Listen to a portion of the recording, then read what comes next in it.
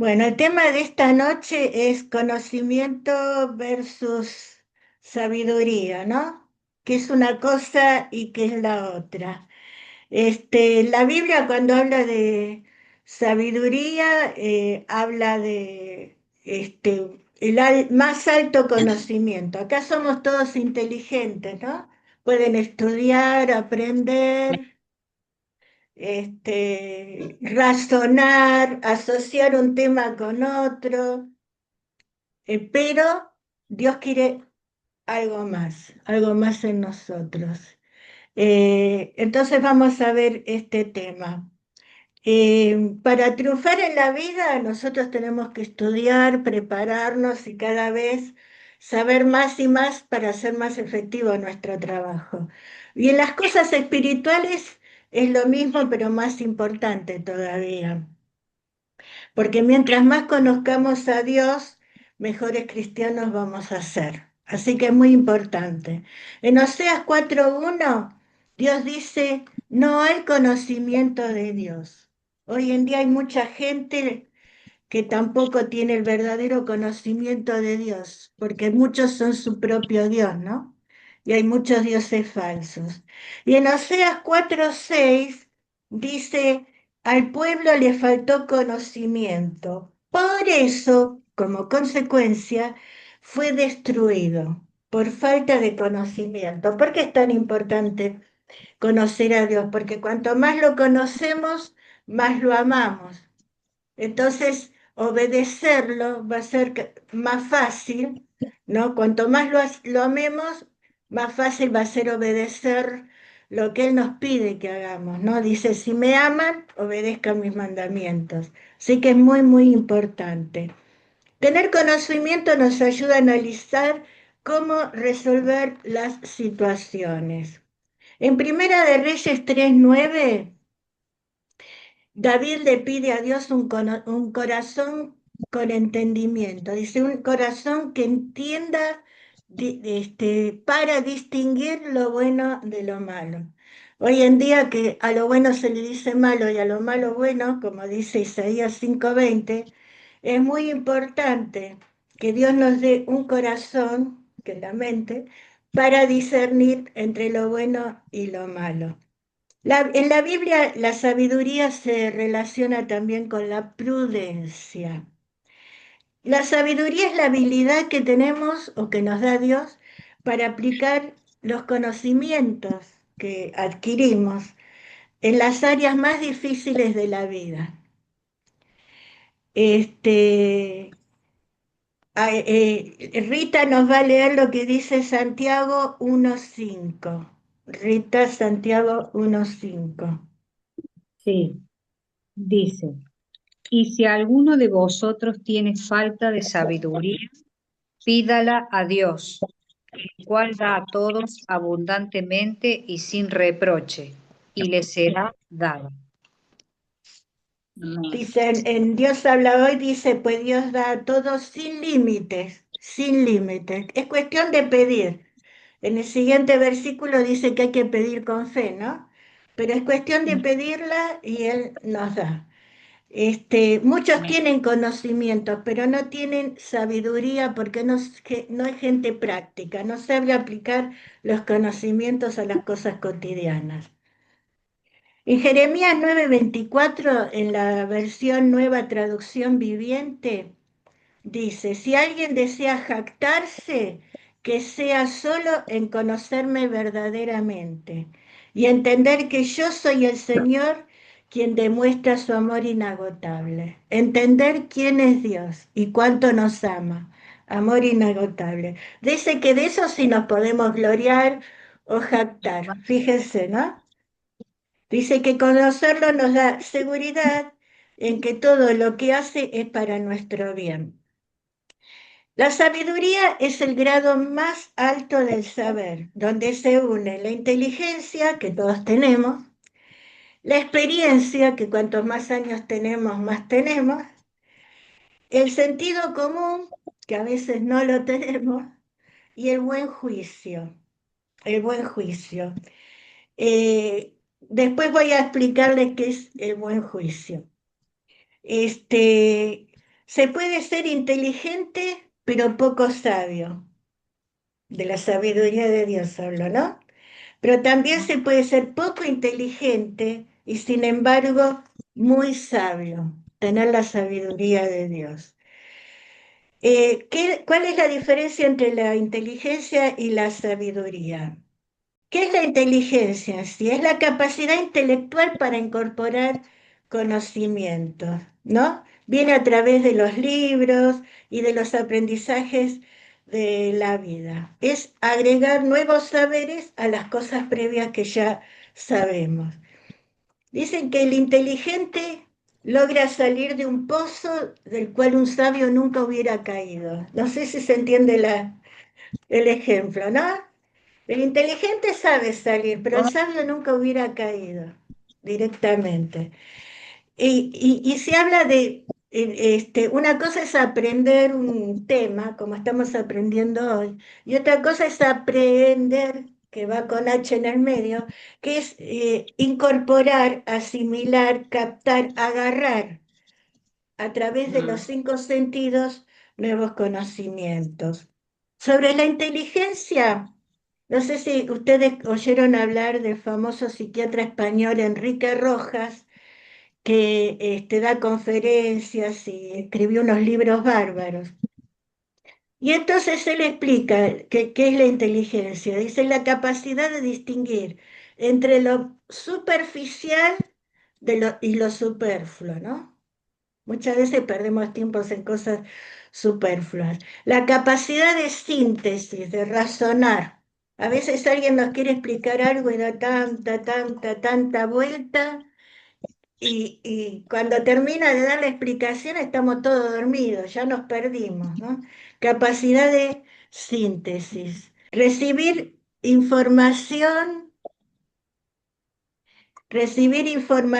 procesarla de forma adecuada y dar respuestas eficaces. Recibo información, la proceso como corresponde y tengo una reacción, la aplico, ¿no? Y después está la inteligencia emocional, que ustedes saben que cada vez se habla más de eso, que se divide entre la intrapersonal, que es aprender a conocerse uno mismo, y la interpersonal, que es la capacidad de empatizar, de ponerse en el lugar de otros.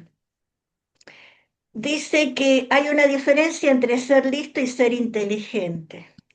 Dice, donde el inteligente ve un problema, una persona lista ve una solución. Es más práctica. Hay mucha gente que nosotros conocemos muy, que admiramos por todos los conocimientos que tiene de historia, de esto, del otro, bárbaro.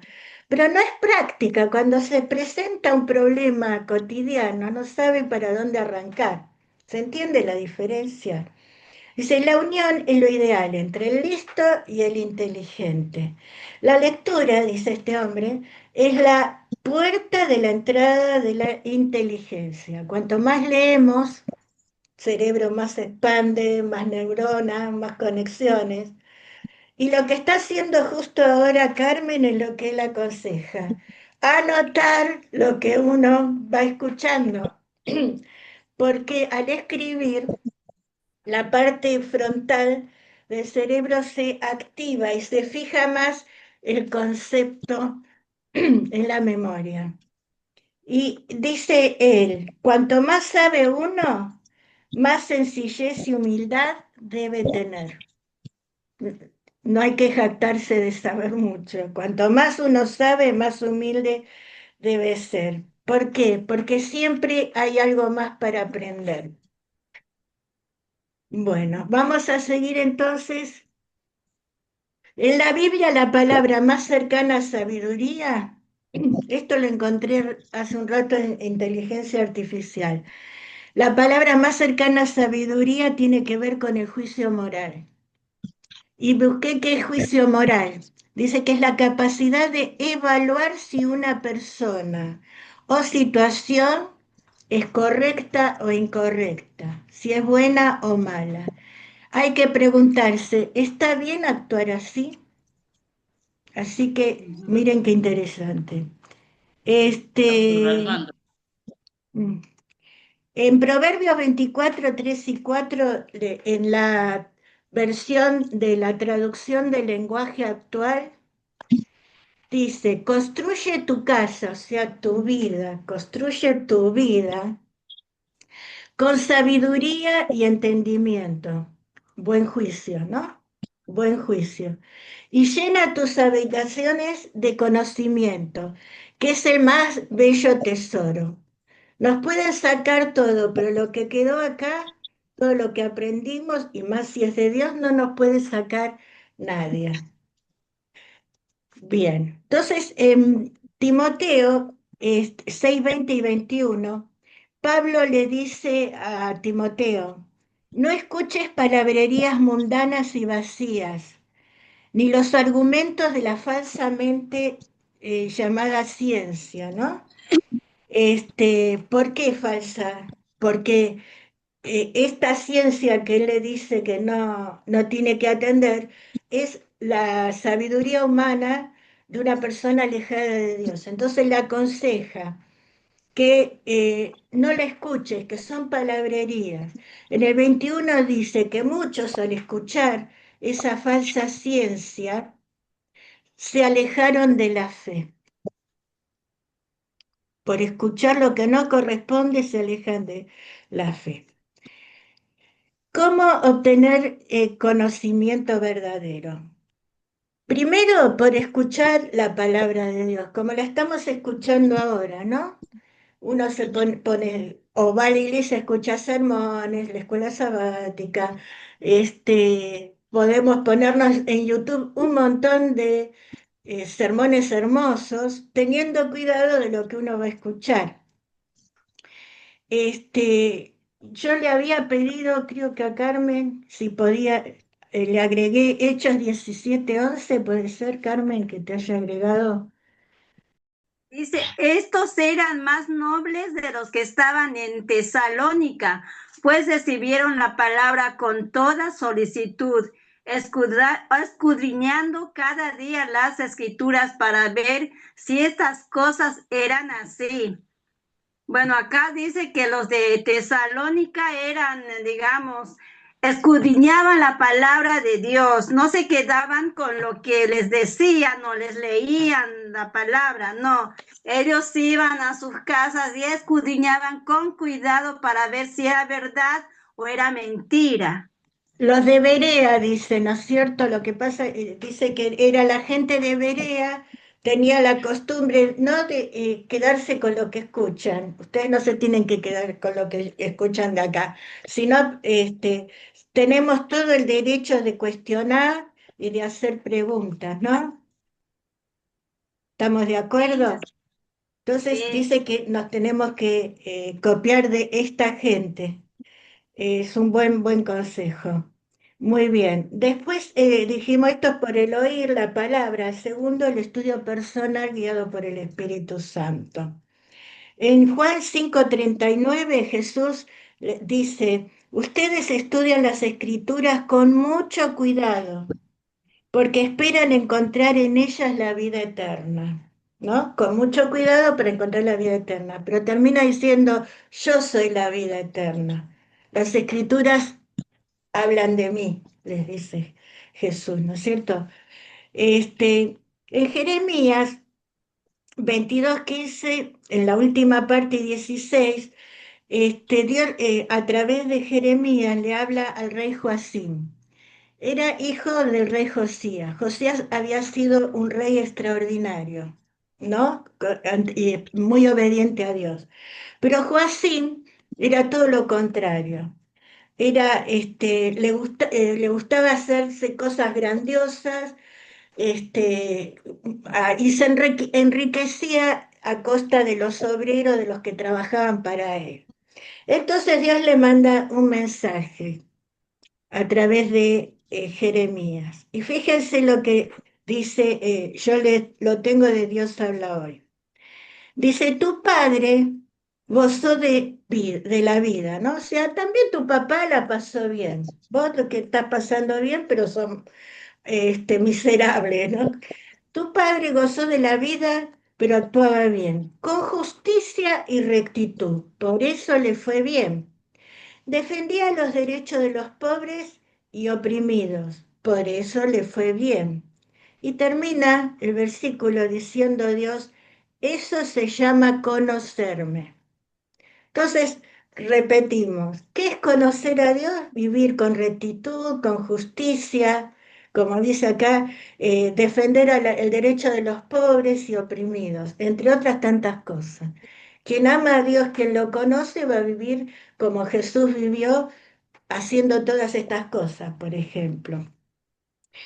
En Job 13:5 se aconseja, si al menos ustedes guardaran silencio, podrían pasar por personas sabias. El otro día estudiamos sobre cuándo hablar y cuándo callar, ¿no? Si aprendieran a quedarse callados, dice, serían personas sabias. Carmen va a leer un versículo precioso, Jeremías 33:3. Dice, clama a mí y yo te responderé y te enseñaré cosas grandes y ocultas que tú no conoces. Así que Dios nos dice que cuando queremos, digamos, investigar algo, saber alguna curiosidad o duda, orar, decirle, Señor, abre mi mente, dame inteligencia, háblame, respóndeme a esa duda que tengo. Entonces Dios obra con nosotros. Muy bien, en otras versiones dice, llámame y te responderé. Vamos a ver lo práctico que es este versículo. Cuando dice grandes cosas y ocultas son los misterios, pero no, en este caso no vamos a pensar en los misterios del universo, ni cuando uno mira con un microscopio toda la maravilla que hay que a los ojos nuestros no se ven.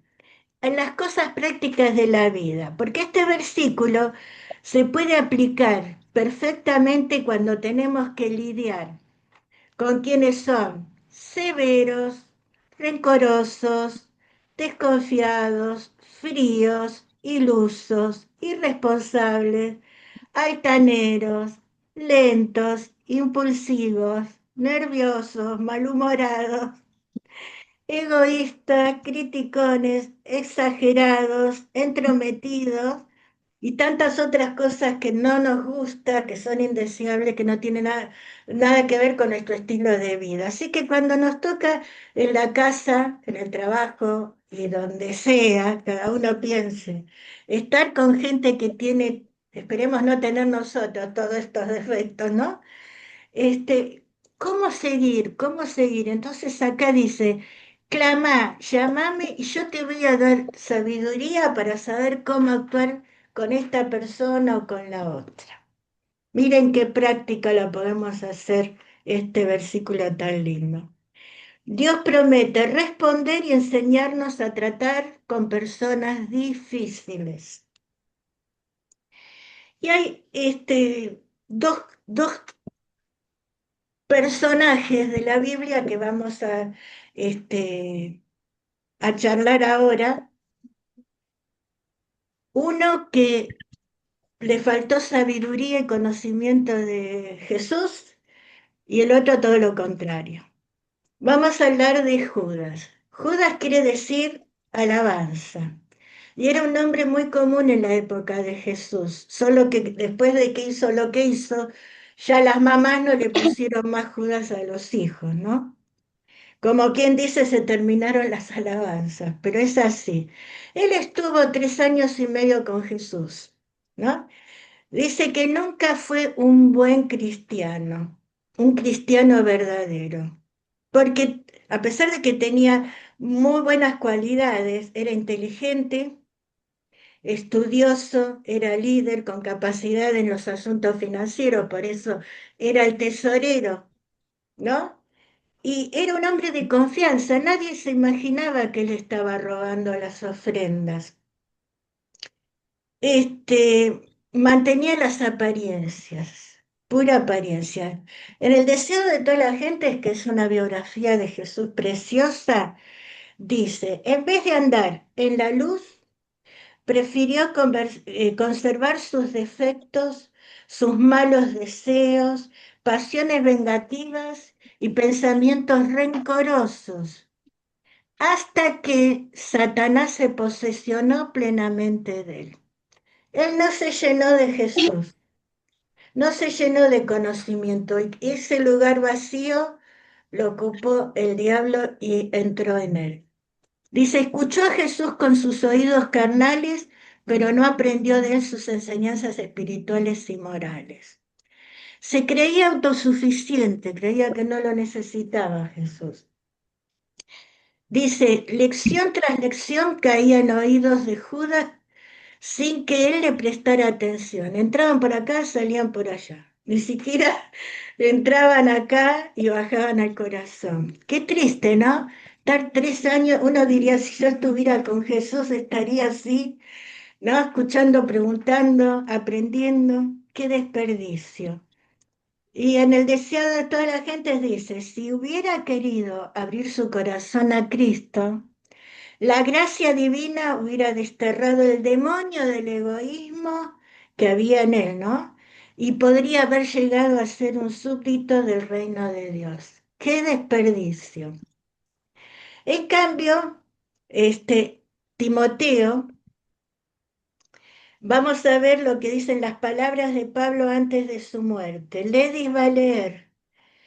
Segunda de Sí, Timoteo 3 del 14 al 17, los vamos a analizar lo que Pablo le dijo a su hijo postizo antes de su muerte. Le dice,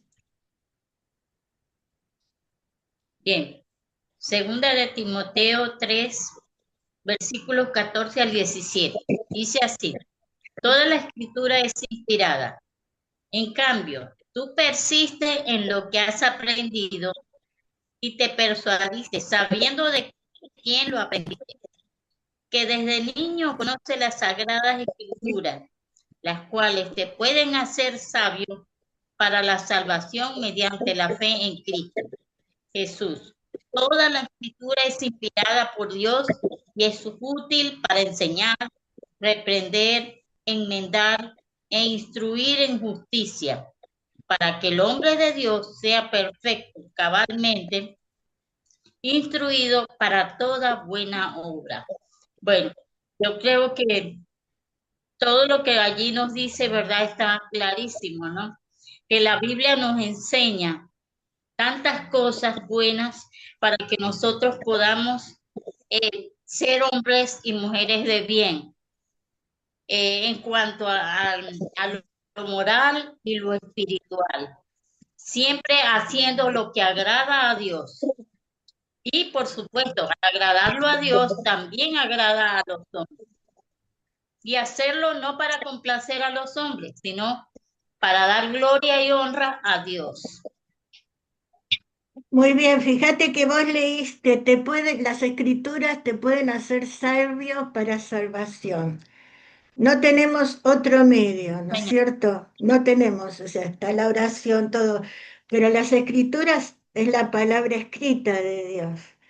Entonces dice, te puede hacer sabio para salvación. Dice que era fiel, constante y sincero, nada que ver con Judas, ¿no?